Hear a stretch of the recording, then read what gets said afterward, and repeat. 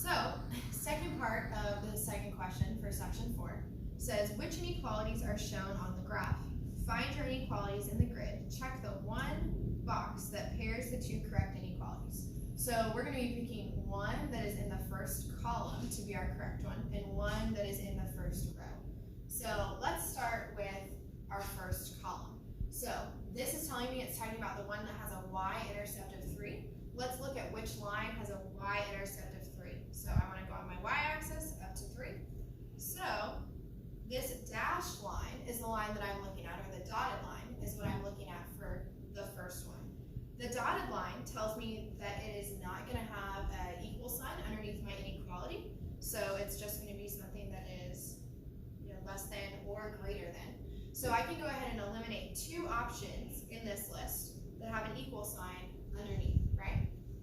I can check, and my slopes are the same on both of these, so I don't care about my slope. I just need to know which part of my line, or which direction am I shading. Am I shading above my y-intercept or below my y-intercept? If I look at this one, the darkest area is below my y-intercept. That means that I want to choose the less than sign, right? Because I'm shading what is less than my y-intercept, what is below my y-intercept. So I'm going to choose the less than sign. That means that I'm choosing the first equation in this list. So now I can look at my top row. This one is talking about the one that has a y-intercept of -1. So that's going to be my darker line, right?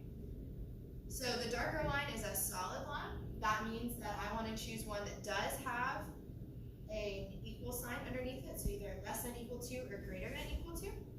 So I can get rid of two of my answer choices.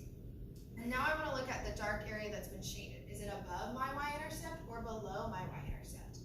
Here it is above my y-intercept, so since I want my y-intercept to be greater, I'm choosing the greater than or equal to, which means that I'm choosing the last inequality in this row. When I go to put in my answer choice, I want to check this box right here because it's the one where my row intersects with my column. So that's choosing this inequality sign and this inequality as my system